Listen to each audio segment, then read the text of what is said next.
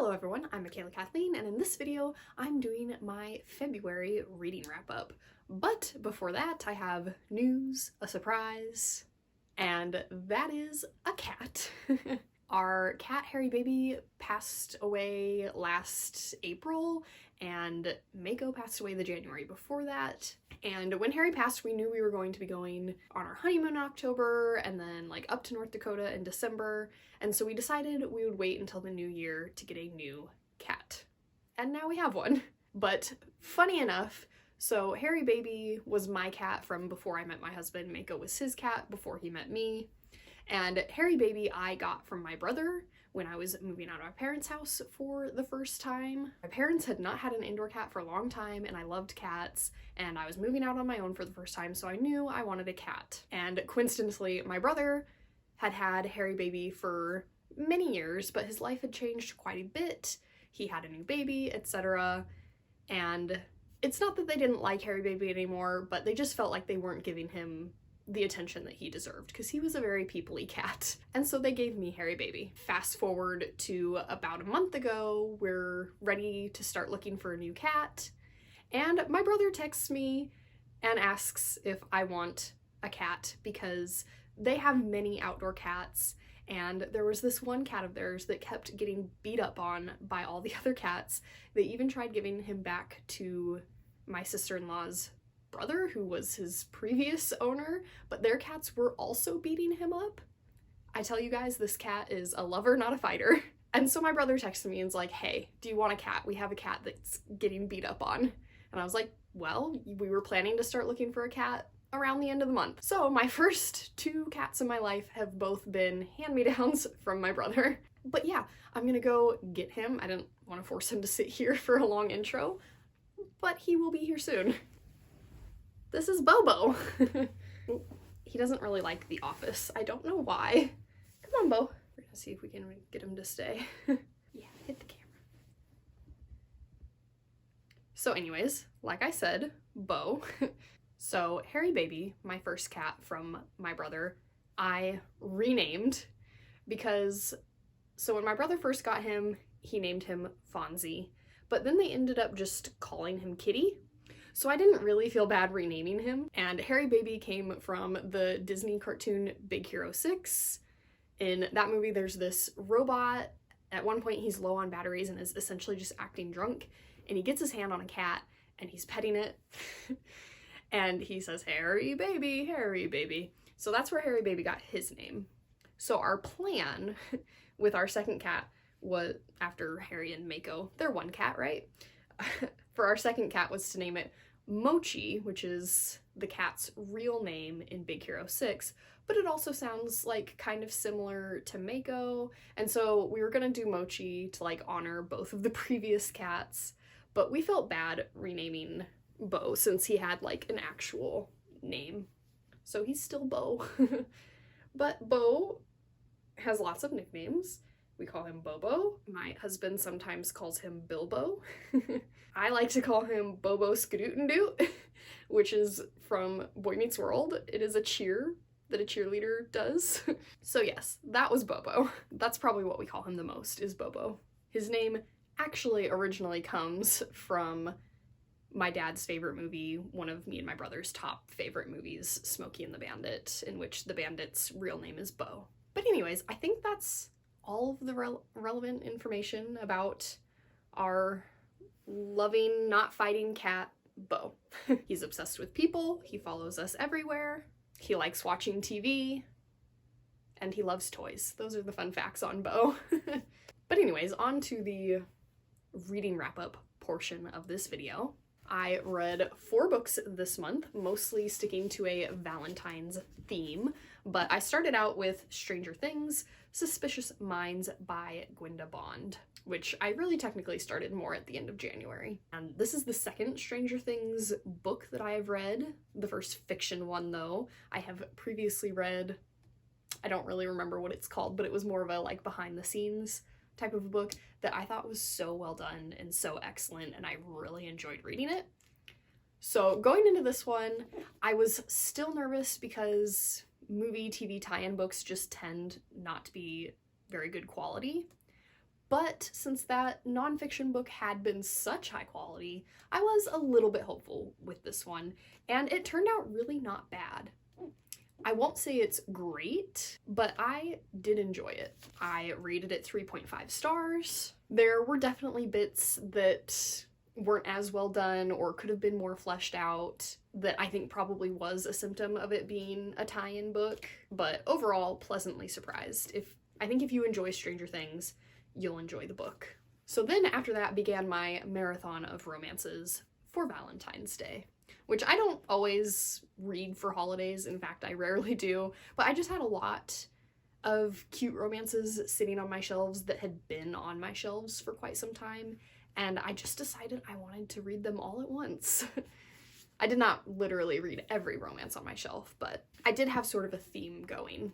So I started with Meet Cute, which I swear to God, I thought of this title a few years before it became the title of every book ever to exist. Although I did think of the title while watching The Holiday, while the older character who's friends with Kate Winslet, I don't know why his name isn't coming to my mind because I love this movie, is explaining to her what a meet cute is.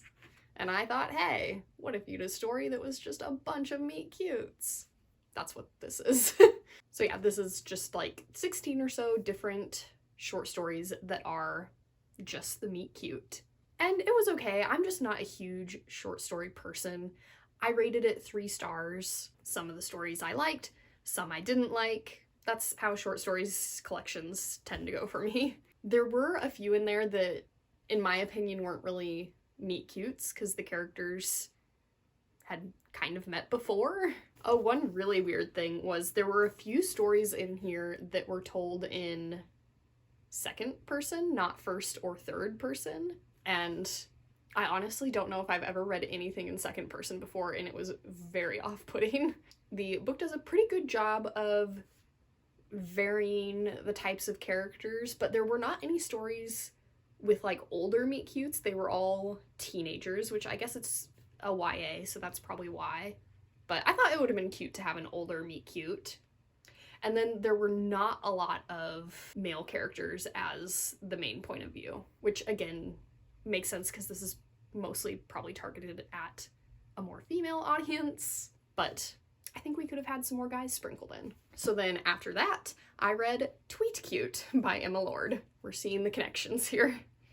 And this one was adorable, hilarious, just so good. I'm not a huge romance person, but I loved this one. 5 stars. This one is an enemies to lovers, but it's just like the perfect level of conflict, because I feel like sometimes you can take it too far and it can become problematic or not believable, or you can end up like really strongly hating one or other of the characters and feeling like that person has done the other one so wrong that you don't want them to end up together. But this book really towed the balance of having both of the characters make honest mistakes and just kept the relationship to where it could be healthy and something you would actually want to root for. I enjoyed the writing style. It has a lot of pop culture references, which some people enjoy, some people don't. I tend to enjoy it, especially if I recognize a lot of them, and in this case I did. It has a good concept. The concept is that our main girl character, her mother owns like a nationwide fast food chain that's huge, and our main guy character, his family owns like a little mom and pop shop in New York. And our female main character's mom's company essentially appears to have stolen a recipe from the little mom and pop shop, and our 2 main characters get into a Twitter war over it using the company's Twitter handles. So yeah, just a very fun concept, and it was super well executed. There were other like smaller, interesting themes and stuff in there. One of the big themes was like about the competitiveness in education, which was a really interesting theme to explore.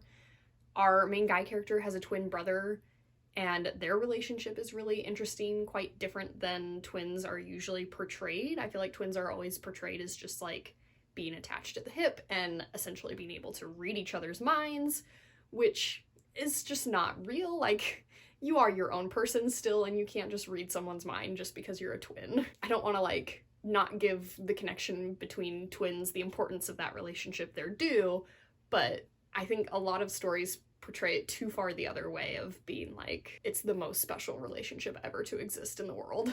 And sometimes twins are just more like these two, just regular siblings that sometimes get along and sometimes don't. So yeah, really enjoyable. And then the ending was so good. There's this part towards the end where things start getting revealed and the hits just keep coming. It's like every page you'd get a new reveal and you'd be like, oh my god, mind blown, mind blown. So yeah, truly just so fun.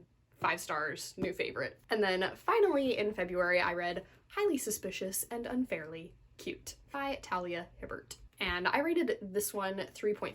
I enjoyed it more than the short story collection, partly because it's not a short story collection, but definitely not as much as Tweet Cute. If anything, I feel like this one just could have been longer. It's quite short, and I feel like if it had fleshed a few things out a little more, I might have enjoyed it better. But it also explored some interesting, good themes. One of the big themes of the book was like, essentially like believing in yourself, and also like taking the time to have some introspection about what you want. These characters are also preparing for college, and one of them has kind of convinced themselves that they want a certain career, kind of to get back at someone in their lives, and they kind of have to go through this journey of realizing that they need to think about what they actually want for themselves, not based on someone else. And then the other character is a much more classic, they know what they want to do, they just don't trust that they're gonna have the ability to do it, and so they're choosing a safer option. So yeah, both the characters were very relatable, soon to be going to college type characters. Obviously I am far past college, but I remember those days. One thing, I did expect there to be more outdoors in the book. It's very much pitched as this like kind of camping adventure where they're trying to get scholarships, but that part of the book was not that big.